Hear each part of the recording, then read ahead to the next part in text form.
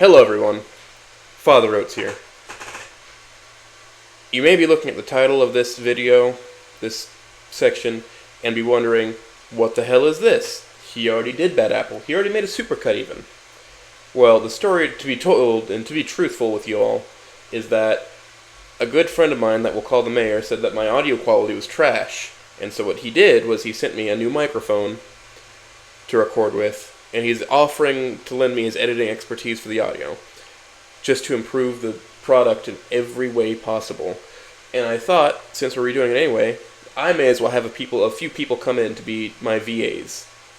So the voice actors I chose for this are good friends of mine. They do a great job. Show all the love you can. I'll track down to chill for who will let me chill for them. But at the end of the day, this is a great project. This is a great story. And I just want to put out a product that me and all my friends can be proud of. So without further ado, enjoy the Bad Apple radio program and have fun.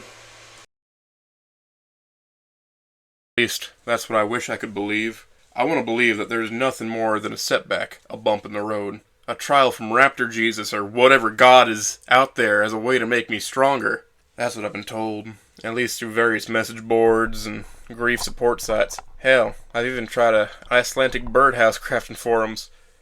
Anything to try and make sense of this hell I've found myself in. But all I see is more hollow and empty words that don't dull the pain. Stay with me here. Don't leave me alone. Stay with me here, please. Don't leave me alone. Those are the last words I ever said to her. Those words etched in my mind, echoing through my head like a symphony of torment of how I failed her, how I let her die, how I let everyone die, all because I was a shitty boyfriend. I should have died that day.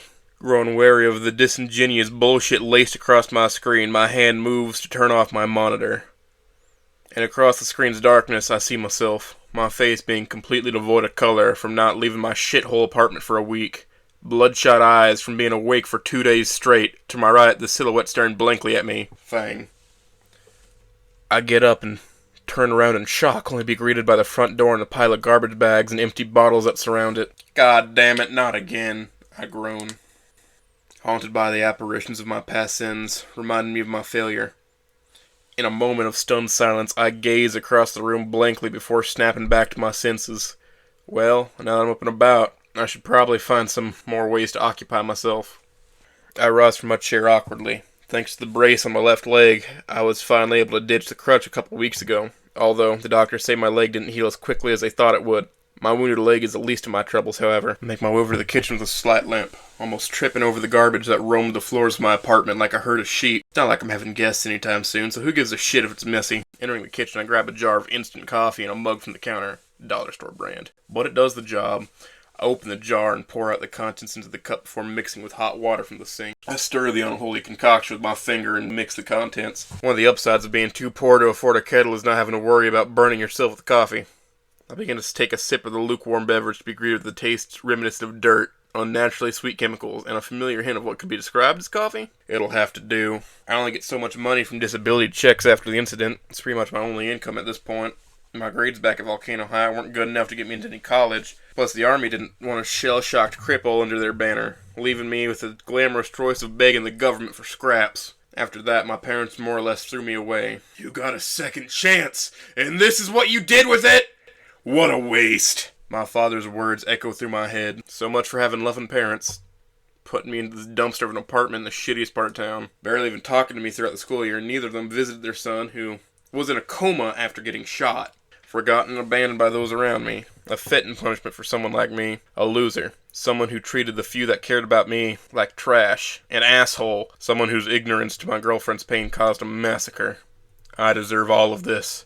I need to take my mind off this. Setting down the coffee mug, I move towards one of the cabinets and grab one of the pill bottles labeled Adderall. Still, before I can open the bottle and embrace its sweet and comforting energy, I feel a distinct lack of weight from the bottle. My hand slumps on the counter, and I let it roll down to the floor, enjoying the collection of trash that occupies my floor. Raptor Jesus help me.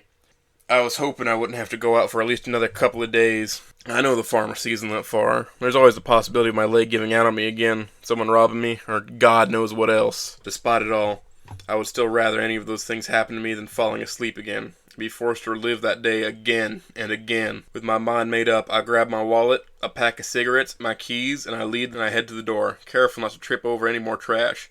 My keys enter the front door lock, making a mechanical sound with a turn to the left. However, what I saw when I turned around caused me to jump back against the door. What I see staring at me with arms folded, shooting me the venomous look, the same look she showed me right before prom at Feng's house. She's not real. She's dead. How pathetic. She spits out. Bad enough you messed things up with Fang and got us all killed, and this is what you choose to do with your life? I turn away from her and walk towards the exit. She's all in your head. It's all bullshit. No, it's bullshit. It's how you managed to fuck up a relationship that was practically handed to you after every string I pulled. Naomi continues to rant. How are you this much of a loser? I've had enough of this shit. I turn around and raise an accusing finger towards her. What the hell do you know, Naomi? You're dead! She sneers at my angry response and takes a few steps forward. I know that if you stayed at that trashy little school you crawled out of, maybe Nacer and I would still be alive. She taunts me. Maybe Fang would still be alive, too. She's right. Deep down, I know she's right. However, I can't help but clench my fist at her callousness as the rage bubbles inside me towards the figment of my own imagination. Get out of my head, you peach-colored cunt! I say, my voice dripping with vitriol and rage. She chuckles at that statement and proceeds to reach into her pocket. I can tell she's gripping something from the outline of her hand in her pockets. Struck a nerve, did I? She says cheekily. This gives me an idea. She pulls the object from her pockets, revealing it to be a revolver. The same revolver that... Oh no! Let's make it easier for you. Do you think you'll stop it this time? The apparition faces me with a sadistic smirk as she lifts the pistol and presses it against the side of her head, cocking the hammer. I can't take this anymore. I turn away and continue to march towards the end of the hallway while ignoring Naomi's taunts. Never forget, you did this, and you deserve everything else coming to you. Naomi growls before her words are overshadowed by a more powerful sound. Instinctively, I turn around to see no body. The walls painted with a dull gray rather than the brains of my former classmate. Just the empty hallway of my apartment's floor. It's all in your head. It's all in your head. It's all in your head. I reassure myself as I continue to make my way towards the exit. After a good 15 minutes of walking through the twilight-dim streets of Skin Row, I finally made it to the pharmacy. The walk was surprisingly less arduous than I thought it was. I was worried my leg would completely BTFO if I were to walk this long, and the streets seemed rather tame, making me less stressed about forgetting my pocket knife at home. I thank my better instincts for going when it wasn't completely dark. And my leg? No one would jump a cripple, right? I don't know. Maybe? Enough of that. DVS Pharmacy. With the light for the V burnt out, I took a look at the pharmacy's dinged-up sign before entering. Lovely. Entering the establishment, I was greeted with a messy and disheveled-looking pharmacy. The shelves are rather disorganized and missing a lot of stock. The sounds of whatever Zoomer garbage is currently most popular on the radio, echoing throughout the store. There's nothing else I need here other than Adderall, so I don't really give a shit about what the store looks like. I just need to get my meds and get out of here. When I make my way to the counter, I see the pharmacist casually scrolling through her phone while sitting on a chair with her feet kicked up on the counter. She's a bright yellow raptor who looks a few years older than me, I think. This isn't my usual hookup. Where the hell is he? I think to myself. Someone say something? She chirps rather lazily. Of course, I was fucking mumbling. I'm here to pick up my prescription for Adderall. I reply to her while caught off my guard by my loose lips. She replies with a sigh, gets up from her chair and grabs a clipboard sitting on one of the desks besides and looks at its contents. Name? Anon Mouse. I can see the gears turn in her head as she scans the clipboard before letting out an annoyed sigh. And what is the purpose of your prescription? What the fuck? The previous pharmacist didn't ask me for shit. Now they're suddenly interested? I try to think of a good reason. I needed to help with my narcolepsy. It's getting in the way of my studies, I say to the pharmacist. Spaghetti spillage averted, or so I thought as the pharmacist shoots me a condescending look at my response. Did she see through me? Uh-huh. And this is why it says this is your 4th visit this month, or how your narcolepsy is enlisted here. Shit, I didn't expect her to be this perceptive, considering just a moment ago she was in her own world browsing SnootTube or Rex Rocks or whatever normal people waste their time on these days. She's now staring with a furrowed brow, waiting to hear my answer. They said for me to come today, though, I choke out. The perturbed raptor seems unamused with my answer, briefly glancing at the clipboard before returning to her glare. See, what I think is going on here is you're making shit up to get your fix, seeing as how much you've been here. So tell you what, why don't you come back once you get a handle on things, okay, junkie? My face gets red at the response. What the hell is her problem? Fucking piss-stained meteor dodger. Her face's color matches mine as her glare only intensifies, bordering on rage. Of course I fucking mumbled that. So, is there anything else I can help you with, or are you just gonna continue wasting my time? The raptor clerk spitefully groaned. Not so nice being at the receiving end of that, huh? I'm not really in any position to be picking fights right now. I can always find another place to get more meds. I turn around and walk towards the exit while flashing her the bird on my way out. Fucking bitch. My thoughts are interrupted as an unknown force rams into me from the right, knocking me against the glass door. Fuck it. Having an arm injury could be fun too. I'm sorry. A frantic yet gentle feminine voice calls out to me. Why does that sound so familiar? Lifting myself up, using the door support while posting most of my weight on my non-crippled leg, I turn to investigate my mysterious attacker. Anon?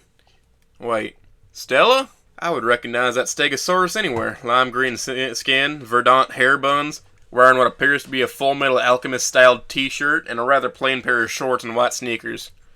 Glad she's gotten better taste in anime at least. It's the first time I've seen her since high school. She might have been a little odd, but she was one of the few people at Volcano High that was genuinely friendly to me, in her own unique way. And I called her weird. Why was I such a dick to her? Although when I look at her now, I don't see her the socially awkward yet bubbly Stego. I only see a girl that looks like she's seen a ghost. A reminder from a painful past. The green in her face turning white as she's paralyzed with fear. She says slowly while backing away. Then she quickly turns around and proceeds to run into the direction behind her, away from me. Why do I have this effect on women?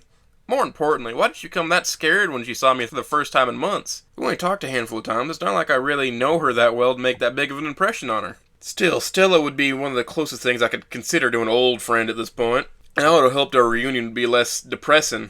Not that I'm surprised. My inner monologue is cut short by the obnoxious laughter emerging from the store. I turn to see the cunt of a pharmacist pointing and laughing at me. Have I really been standing here that long? Well, I'm done here anyway. Good riddance. I let my door continue with a long and perilous journey back to my apartment. My apartment where I can relax without any Adderall and risk falling asleep again. Fuck my life. On the way home, I found myself alone with my thoughts while passing all the roughed-up buildings and graffiti-painted signs that I previously made myself familiar with. Many things have been clouding my mind. My financial situation, trying to find a source to get my pills from. Trying to make it home without getting murdered. Always bumping into someone I barely know, fucking with my head the most. I haven't really given much thought to friendship after high school. I always find a way to fuck everything one way or another after that happened. What I caused? No, never again. After all, Stella's reaction proves everything I've worried about reconnecting with friends. Rosa probably feels the same way. Same with Reed and Trish. Especially her. Never forget, you did this, and you deserve everything else coming to you. She's absolutely right. Not that I have any left shits to give, at least. Fuck.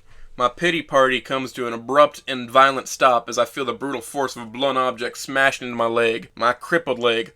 A blunt object comes towards my leg again, hitting the leg brace and filling the air with the sound of metal striking metal, along with whatever's left of my leg brace hitting the ground in shattered pieces. The pain is so intense, my leg feels like it's been lit on fire. I fall on my back where I can briefly catch a glimpse of my attacker, a menacing figure of short stature in a large gray coat with their face obscured with a paintball mask. I can only stare at them in shock as they move closer, their gloved hands gripping a lightly bloodstained bat. Behind the obscured figure, I see Fang standing behind them, leering at me with a cold, malevolent stare. Wait! Shut the fuck up!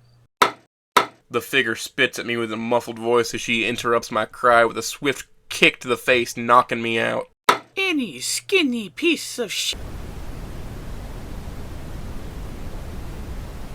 Oye, alejate de él.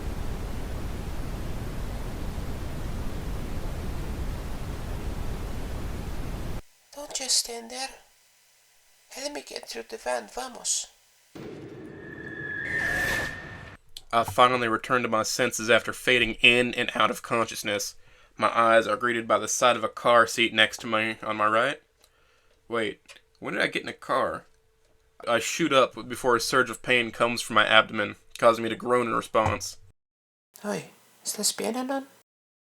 I look at the direction of the voice, and I see none other than Rosa in the driver's seat, looking over me with a concerned expression. Wait, when did she... Rosa, what are you... I pause. What happened? Damn, it hurts to talk. Before responding, Rosa pulls the car over to the side of the road. She leans slightly out of her seat to face me, her attire consisting of a dark orange hoodie with some sort of orange flower printed across the chest. Thanks to my lack of botany knowledge, I don't know what flower it is. Gracias, Raptor Jesus. We found you. You're getting beat up by some maton on the street near the pharmacy where Stella found you. Rosa explains to me. Wait, Stella? I inquire. Rosa responds by nodding over to the car seat next to her. The gesture prompts me to shift my position so I can get a view of the car seat. There, I see Stella curled up in a ball in the passenger seat, arms around her knees and buried in her lap as she quietly sobs. Hi, I'm... She tries to say with a shaky and muffled voice, bursting back tears. Wait, why is she crying? Did I really scare her that much either? Did I? No te preocupes. It's not anything you did. Stella has been... Her voice trailing off as she's trying to figure out how to deliver the following words with tact. She looks at Stella with sympathy before returning her gaze to me. She's been through a lot of pain since that day happened. I know instantly what day she's referring to. How one bad day and one shitty boyfriend caused innocent people to die, and God knows how many lives destroyed. It looks like you have been through a lot of pain yourself, no? Rosa's words break me from my brief contemplation, as she says while gazing towards my leg. And suddenly that blood-stained bandage, with my leg brace nowhere to be found. Just my fucking luck. Those cost more than what I get in a month. My gaze returns to the bandage covering my leg. My mother gave me a first aid kit to keep in my car, so I did what I could to stop the bleeding. Rosa shifts her focus towards me again. Who did this to you, Anon? What kind of person would attack an injured Chico and leave them to die on the streets? Rosa's words flare with a mix of concern and fury. Her general reaction takes me back. Why would anybody be this concerned over what happened to me? Besides, neither of them had visited me in the hospital. Why would anybody suddenly give a fuck about me now? But my inner monologue is interrupted by Rosa's continued glance as if she's expecting an answer about my suspected attacker. I struggled to answer while trying to describe the attacker.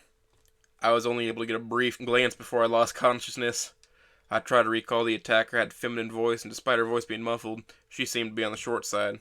Then the realization suddenly hits me like a truck. Of course. God, I'm retarded. Hey, it doesn't matter right now. We need to report this to the police. Rosa's statement pulled me out of my thoughts. There's no point. The police aren't going to do something like that for me anyway. I say with a mixture of pain and exhaustion in my voice. This sours Rosa's expression, but motions to my leg again. But we still have to take you to the hospital. Tu pierna todavía está en muy mal estado. I'm really glad Spanish class is one of the few things I remember from back in high school. Rosa, I don't have any insurance. What little money I do have probably won't even cover a hospital bill.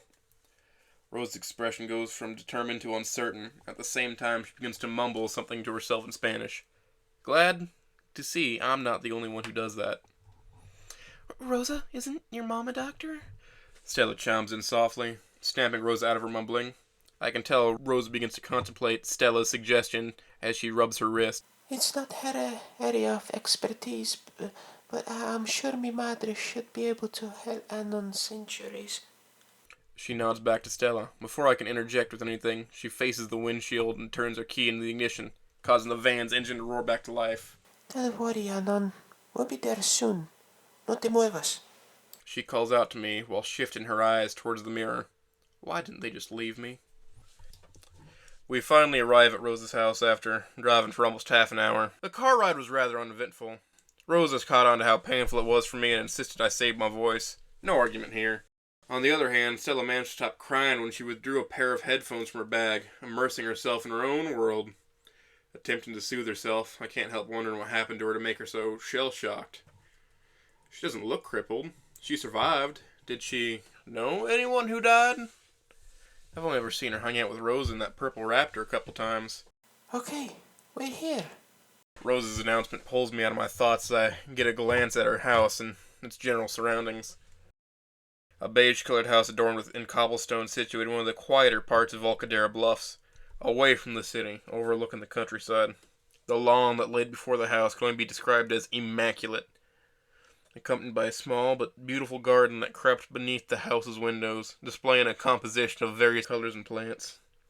Considering how passionate Rosa was about gardening back at Volcano High, it makes sense her passion would carry back to her at home. Stella, I need you to help me get Anon inside, okay? Rosa requests her friend, devoid of the authoritative presence I've noticed from her request in the past. Stella replies with a nod while refusing to return her glance. The two exit the car and make their way. The car door to my right opens in front of me, and I see a pious Anklo greet me.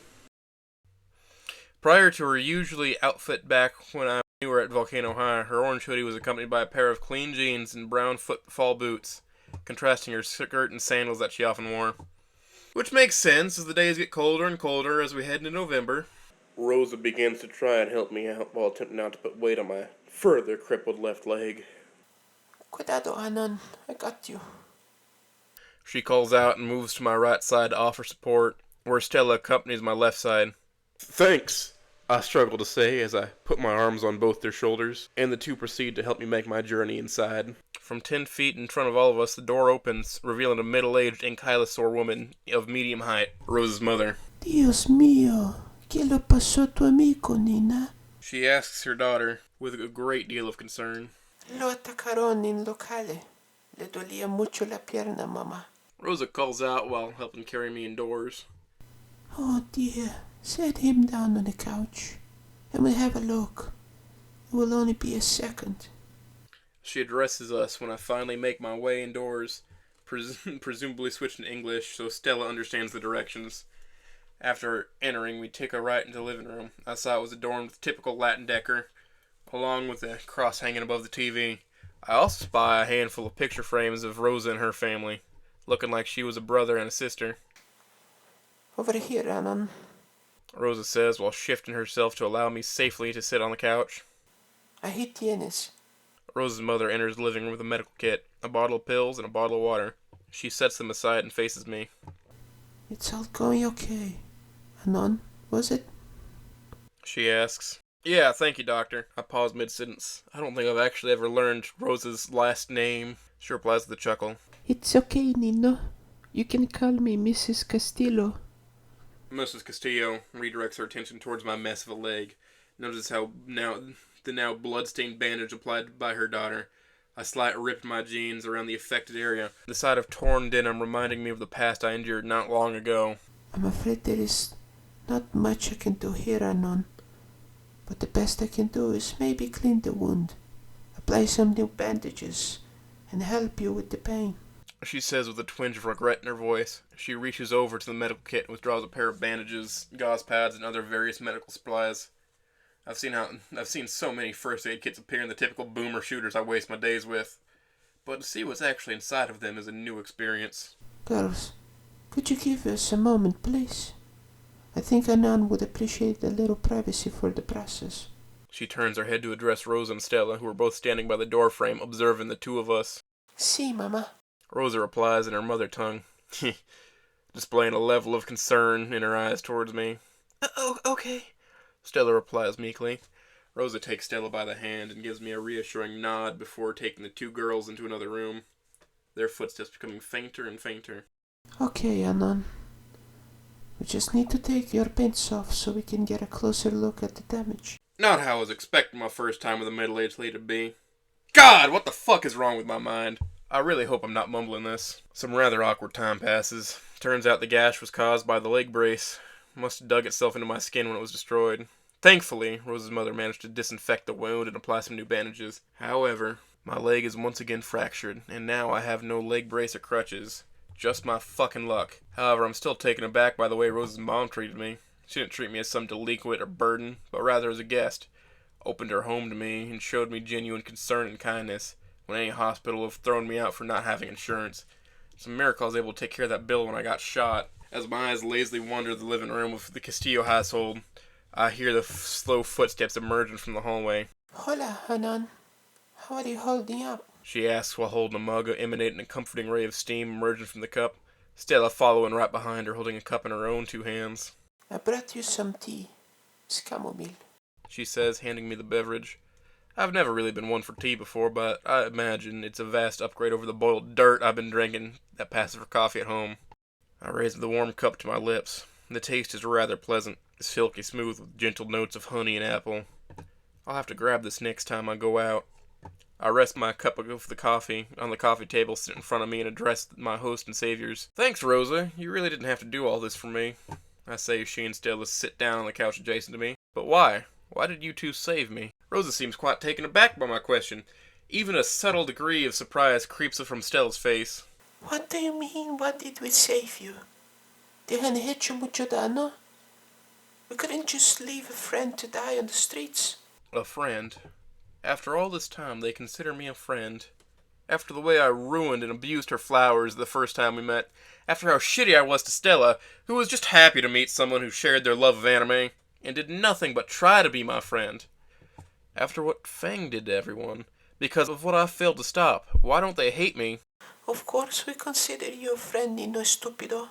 Even in the stupor of self-pity, I can't stop mumbling. I know you never mean to destroy my flowers. Accidents happen.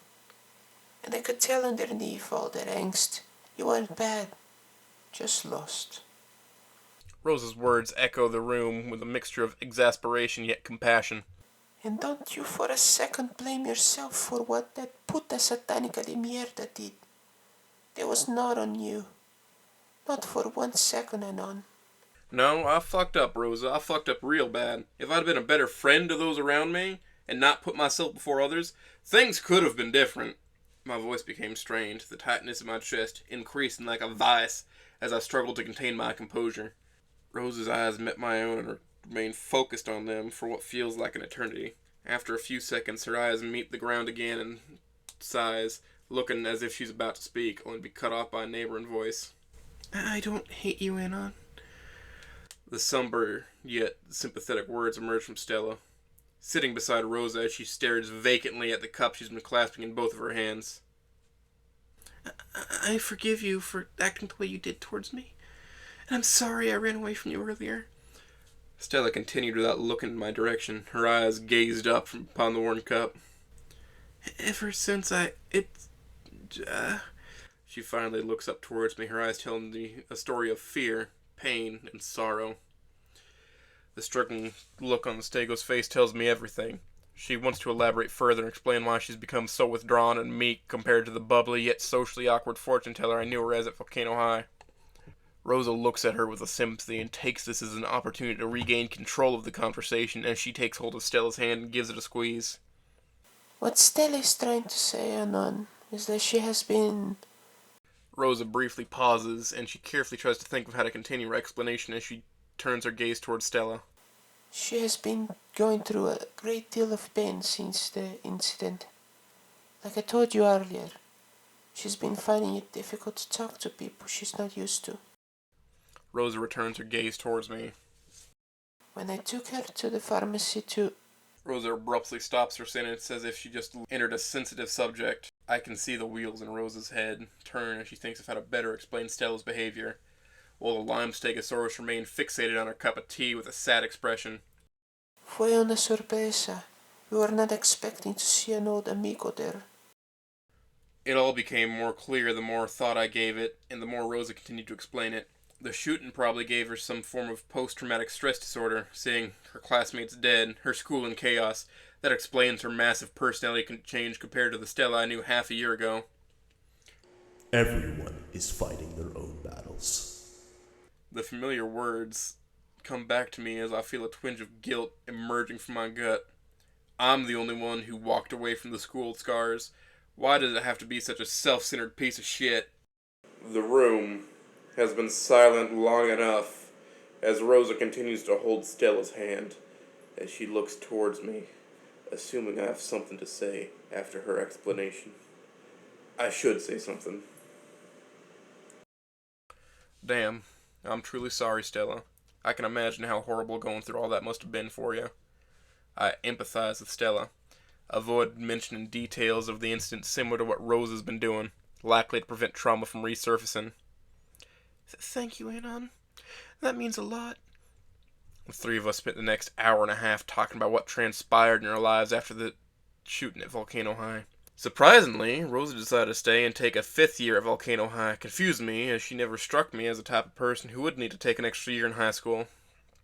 She always seemed like an intelligent, hard-working girl. Rose explained that the incident had opened her eyes and made her realize that she needed more time to contemplate her future. However, I noticed a level of doubt and uncertainty when she gave her reasoning, giving me a feeling there's more to the decision than she's letting on. Additionally, Rosa had mentioned that she took over Naomi's now vacant position of student council president and is the head of the gardening club. I swear this woman is trying to work herself into the grave, but she spoke as if she had some sort of obligation to her choices. I want to make a difference where I can to fix everything that Puta destroyed. Definitely referring to Fang. On the other hand, Stella's situation seems all too familiar to my own, from what she was able to explain with the help of Rosa, referring to herself as the Hikimori, meaning most days she shuts herself in a room and avoids the world while living with her parents, not going to college or even taking a 5th year like Rosa. At the very least, Stella still has parents who look after her. Both Rosa and Stella mentioned that they're doing their best to support her and help her emotionally. They're already doing miles more than my own parents, who pretty much threw me away after I failed to live up to their expectations. When I mentioned this, Stella began apologizing to me in a somewhat excessive amount. I'm assuming that she's trying to give me her sympathy. When the time came to tell my own story, I explained my current situation after Volcano High. How I'm unemployed, not in school, still rotting away in my apartment in Skin Row. Surprising them both that I live in Skin Row, even though they both found me in the pharmacy in Skin Row, or getting almost beaten to death by a masked midget in Skin Row. Still, I guess I never told them. However, I made sure to neglect to mention some of the more unsavory aspects of my already unsavory life, such as my down in pills like candy, not to mention the constant nightmares and hallucinations I have. I only just met them again. I don't want them to know how fucked I am. Later, I tried to go home so I could shitpost and smoke my troubles away. Rosa refused to let me go due to my injuries, how I'm without a leg brace, and how my former crutch was sitting under my bed in my shitty apartment. I was just hoping to go home and smoke and shitpost the pain away, but she's right, I'm not in any condition to leave. Besides, no one has been this kind and gracious to me in a long time. Who am I to throw all that away? Still, I needed to smoke. Fortunately, both Rose and Stella went upstairs to have a private discussion, granting me this perfect opportunity to indulge myself. With the help of a desk chair that Rose's mom let me to navigate to the bathroom without putting any pressure on my leg, I guided myself towards the house's entrance onto the back deck. I could forget I existed for a little while. I'm greeted with a sea of stars in the night sky as I quietly open the sliding door, all the while slowly lowering myself to the ground, careful not to further injure my already fucked up leg. I then proceeded to drag myself towards the edge of the deck, looking like a dog scooting in the process. After finding a place in the deck comfortable enough to sit, I take out my pack of cigarettes. I open it and retrieve one of its contents along with a shitty dollar store lighter I keep in the carton. I proceed to bring the cigarette closer to my mouth as I light it, filling my air with the pungent yet soothing sensation of nicotine and tobacco, helping to ease my nerves and helping me ignore the pain. As the smoke exits my lungs, I gaze around my surroundings to see just how big Rosa's backyard actually is. It makes sense considering Rosa lives in the more rural part of the Volcadera Bluffs, with only 2 other houses neighboring her own. The Castillo family must have a pretty peaceful home out here. I feel a strange sense of peace wash over me, especially now with how the stars dance upon the grassy fields like a cascade of lunar brilliance with no one but me, the moonlit sky, and a poorly lit cigarette. I wish I could have shared moments like these with Fang. What would I give just to hold you in my arms again to see you one last time? How are you doing? A gentle voice pulls me out of my thoughts. I turn around to see Stella address me with a shy yet considerate presence, adorned with an oversized pre-cure t-shirt, accompanied with the cyan shorts and kitten slippers. If it weren't any more obvious, I guess she's staying the night too. I'm doing a little better now, thanks. Don't be a dick, Anon. She came to check on you. You're not being rude. I understand if you're not in the best mood. I'm sorry. Stella looks away with dejection, thanks to me and my fucking mumbling. What? Wait, Stella? I interject before pausing, causing Stella to face me again to hear me. I'm sorry. Look, I just haven't really spoken to anybody since high school. My people skills are a bit rusty, and they were not good to begin with. My eyes look and meet Stella's, albeit briefly as her eyes wander to the skies. After what happened, I just kind of stopped trying to talk to others. The lime green stegosaurus takes a seat on the steps by my right side, but her eyes remain entranced on the stars, remaining silent. Should I explain further? I almost died that day, although it does feel like that's what happened. Or what should have happened. My response managed to grab Stella's attention, who shifts her gaze towards me as I continued my monologue. No one visited me in the hospital, not even my own parents. I might as well have been dead to them and everyone else. After that, I've just been drifting through life with no purpose or meaning. And maybe it's better this way.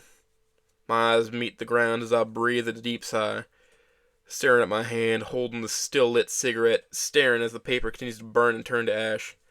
A couple of seconds pass, and I feel the light touch of a hand on my shoulder. Fate hasn't been kind to me either. Stella confessed with the mixture of sadness and defeat painted across her face. I haven't really talked to anyone either, other than my parents and Rosa since. Her voice trembling slightly before she's able to finish her sentence and remind herself of the trauma she endured. I know what you mean. You're not alone there. It's been hard. I reply, uncertain of anything else to add. Yeah. Stella returns her hand to my shoulder and returns to her lap. Damn it.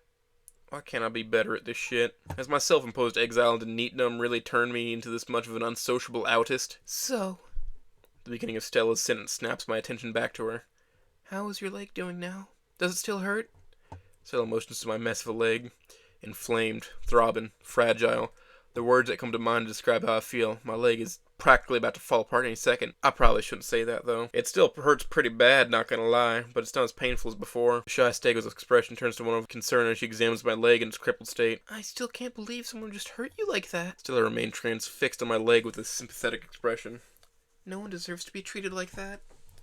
Correct. I deserve worse than this. Another brief yet comfortable silence passes us, putting my suspicions at ease that I'm not mumbling whatever self-deprecating bullshit echoes through my mind. So, have you seen any new anime lately?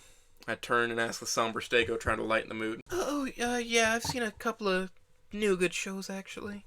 Stella beams, albeit slightly in response to my question. Let's see, there's Full Metal Alchemist Brotherhood, Promised Neverland, Beastars, oh, and, Demon Slayer. I cringe a little bit on the inside and being reminded of Stella's normie anime taste. Still, the simple question seemingly helped brighten her mood. She was holding a consistent eye contact with a slight smile formed on her lips. How about you, Anon? Any good shows you've watched lately? I haven't actually really watched anime shows lately. Shockingly enough, the past few months I've just been glued to my monitor, roaming the various dreg heaps of the internet, with the occasional rock-ring playthrough now and then. The fog that enveloped my brain makes it difficult to recall my memories, seeing anything new, except maybe. I think my less than thought out answer comes to an abrupt stop as I feel searing and tingling sensation through my fingers on my left hand. Oh, god damn it. I forgot about the cigarette. Ah, shit! I cry as I drop the cigarette and dispose of the remains with a hard stomp with my left foot. Wait. Fuck! Mistakes are made. Fucking caveman instincts. Anon, are you okay? My sudden outburst caused Stella to shoot up from her seat with a worried expression. Before I can respond, through my pained breathing and panting, a tirade of Spanish emerges from the house. ¿Qué estás pasando aquí fuera? ¿Están todos bien? The yelling emerging from the house grows louder and louder as the source of said tirade approaches the sliding door. Anon, what happened? Are you alright? Rosa calls out as she moves the desk chair away from the door. And emerges from the entrance barefoot, wearing a set of plain yet colorful pajamas. She runs towards both of us to investigate my pain cries. I'm okay, I just did something I wasn't supposed to, I answer as I weakly lift my leg from the ground and hold it midair to avoid touching the ground. What do you mean? What? Rosa's inquiry is cut short as she notices the stomped remains of a cigarette where my foot had just happened to be seconds ago.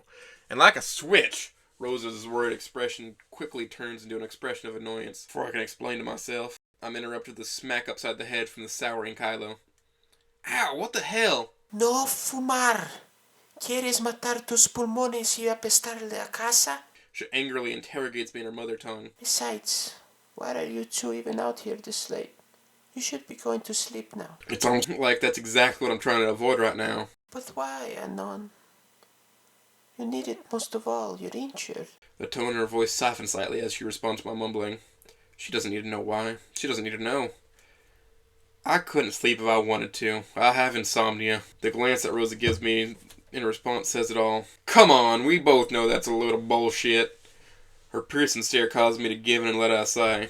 Alright, I can't sleep. Not because I physically can't, but because I don't want to. I confess to both of them as they continue to look at me with concern. I've had nothing but nightmares where I'm forced to relive that day, again and again, each one becoming more gruesome and horrific than the last. I can't anymore. Rosa kneels down next to me and raises a hand, but she places it on my shoulder rather than across my head this time. Lo siento, Anon. I can't even imagine how hard it must be for you. Rosa attempts to comfort me while patting my shoulder. But you need to rest. It will be only much harder for your leg to heal if you don't get rest. I really don't want to sleep, but seeing how fucked up my leg is, how I don't really have anything to help me stay awake, I guess I don't really have much choice. Especially when I'm trying to reason with Rosa. Okay, I give in to the ankylosaurus, please. Muy bien. Here, I'll help you up. She responds, relieved at my answer. Just like before, Rosa approaches my right side, and before she's able to ask, Stella approaches my left, ready to help me up. Okay. 1, 2, 3. She counts down as the two help me off the ground, and we make our way back inside to where the two can help me into the desk chair they've lent me. Oh, by the way, Anon, we managed to find some pillows and blankets for you on the couch, including one for your leg. Rosa informs me as she wheels me through the house, passing through the kitchen and the hallway, on our way to the living room. Thanks, Rosa. I don't know what to say. I reply to her, looking behind the chair and back at her. She simply responds with a friendly smile. We finally enter the living room, and I see a couch adorned with 3 fresh pillows and an oversized yet equally fluffy white blanket. I mean it, really. You've done so much for me tonight. I really appreciate it. I address the two with a mixture of gratitude and disbelief. Both Rose and Stella smile at me again, although Stella's is more shy and subtle than Rosa's confident smile. Of course. What are friends for, after all? Rosa announced before turning around to disappear for the night. Buenas noches, Anon. Only Stella remained in the living room with me. She stood a couple of feet from me, fidgeting and avoiding eye contact again. I'm glad we found you again. Yeah, me too. She stops her fidgeting and turns to follow the direction Rosa left to, but not before stopping by the door. She turns her head towards me slightly. I can see a slight smile. Have a good night. I hope you feel better in the morning. Thanks, Stella. You too.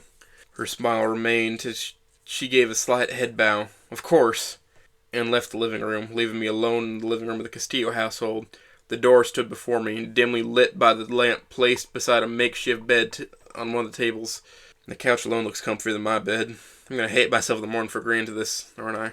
I shift myself from the desk chair onto the couch with a flare of caution of further inflicting pain to my leg. Success. I slip under the blanket, place my leg on the pillow meant to offer some comfort and support.